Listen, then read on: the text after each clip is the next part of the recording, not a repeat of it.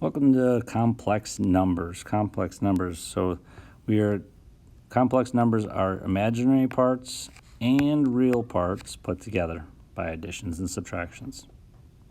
So 5 is a real number and 2i is the imaginary part. So the standardized form of a complex number is a plus bi. A is your real part, the real number, and bi is your imaginary number. So with adding and subtracting, you're doing this just like their variables, the exact same process. We have addition here, so what we're doing is I'm going to drop the parentheses right away because we're just adding, and adding doesn't change anything. You're adding 9 and you're adding 2i. So I have negative 11 plus 3i.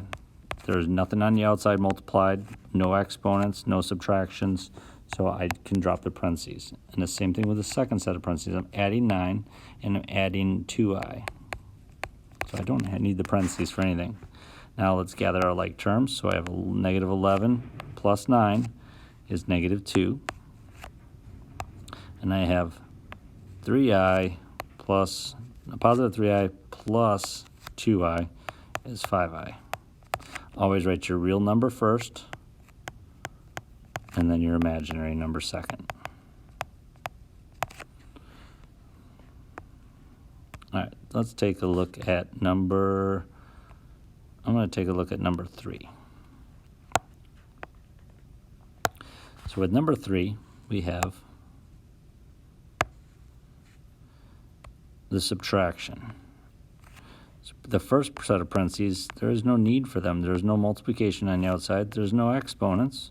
And there's no subtraction out front. So there's no need for those parentheses. The only reason why there is because this is a complex number. We can drop the parentheses right away. I'm going to take that negative and I'm going to distribute it in. Some of you might like to see a negative 1 there. So negative 1 times 2 is a negative 2. Negative 1 times a positive 6i is a negative 6i. Now, once I distribute that, I have my parentheses are gone. So now I'm going to gather my like terms. So I have my real numbers. 7 minus 2 is 5. I have my imaginary numbers. Negative 2i minus 6i. Make sure you always take the operation with the term. So negative 2i minus 6i is negative 8i. So I bring it as a subtract 8i, not the negative. All right, multiplying complex numbers. Just recall that I squared equals negative 1. So when we multiply the 2i in, 2i times 8 is 16i. 2i times a negative 3i is negative 6i squared. Now, once you multiply, you then simplify. So multiply first, then we look to simplify. I can't simplify anything with 16i, but I can simplify the second term, the I squared. I squared turns into negative 1. And this is negative 6 times negative 1, which is positive 6. So 16i plus 6. Make sure you write your real number first, so that's the 6.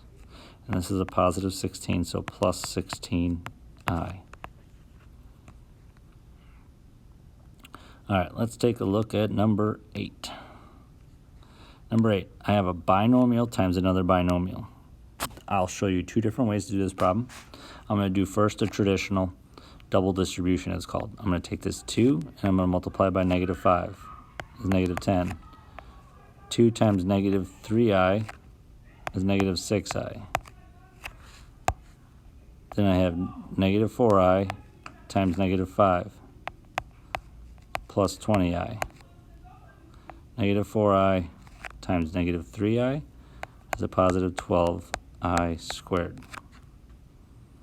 And then when we look to simplify, we have like terms in the middle here. So I'm going to write negative 10 down. Negative 6i plus 20i is 14i. And then our last term is I squared. 12 times I squared.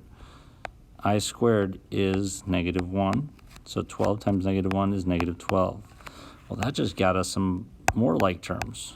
So we have negative 10 minus 12 is negative 22 plus 14i. There's my real part and my imaginary part. And let's take a look at number 9. So that square is interesting. That square, what does square mean? It means the base times itself. So we gotta expand it. We have to expand this out to then multiply. Oh, I said I was gonna do number 9 or 8 in a different way. Hold on, let me go back to number 8. Actually, we'll just do number 9 same in a different way. Instead of double distribution, which I could do what I just did with number 8, I'm gonna do this with a Punnett square. Some of you might like this better. So I have 6 minus 2i and another 6 minus 2i. And then what you're going to do is you're going to multiply. 6 times 6 is 36. 6 times negative 2i is a negative 12i. 6 times negative 2i is a negative 12i. And then negative 2i times a negative 2i. So negative 2 times negative 2 is 4, and I times I is I squared. Now I need to look inside. I got my like terms. Those will get put together. And then I also have I squared. That's negative 1. So that's 4 times negative 1 is negative 4. So the bottom right box is negative 4. So then that actually makes more like terms. I have 36 and negative 4. Those are both real numbers that I can put together. So I have 36 plus negative 4, or 36 minus 4 is 32. And then negative 12i minus 12 more I is negative 24i. And there's my final answer. I think that is going to be it. So